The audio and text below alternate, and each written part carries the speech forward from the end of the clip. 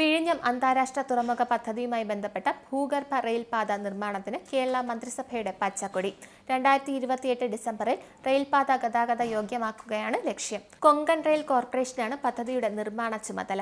കേന്ദ്രത്തിന്റെ പാരിസ്ഥിതിക അനുമതി ലഭിച്ച 2-3 ഘട്ട നിർമ്മാണ പ്രവർത്തനങ്ങൾ ഉടൻ ആരംഭിക്കും. വിഴിഞ്ഞം തുറമുഖത്തെ ബാലരാമപുരം റെയിൽവേ സ്റ്റേഷനുമായി ബന്ധിപ്പിക്കുന്ന ഭൂഗർഭ റെയിൽപാത നിർമ്മിക്കുന്നതിന് കൊങ്കൺ റെയിൽ കോർപ്പറേഷൻ ലിമിറ്റഡ് തയ്യാറാക്കിയ ഡീറ്റെയിൽഡ് പ്രോജക്ട് റിപ്പോർട്ടിന് മന്ത്രിസഭായോഗം അനുമതി നൽകി.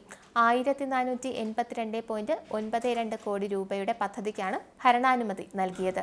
ബാലരാമപുരത്ത് നിന്ന് വിഴിഞ്ഞത്തേക്ക് 10.7 കിലോമീറ്ററാണ് റെയിൽപാത നിർമ്മിക്കേണ്ടത്. അതിൽ 9.5 കിലോമീറ്റർ ഭൂഗർഭപാതയാണ്. റെയിൽപാതയുടെ നിർമ്മാണത്തിന് 1402 കോടി രൂപയാണ് ചെലവ്. ഇത് പൂർണ്ണമായും സംസ്ഥാന സർക്കാർ വഹിക്കും. ന്യൂ ഓസ്ട്രിയൻ ടണലിംഗ് മെത്തേഡ് എന്ന സാങ്കേതിക വിദ്യയാവും ഭൂഗർഭപാതയുടെ നിർമ്മാണത്തിനായി ഉപയോഗിക്കുക. ടേബിൾ ടോപ്പ് രീതിയിലാവും ഭൂഗർഭപാത ബാലരാമപുരത്തേക്ക് എത്തുക.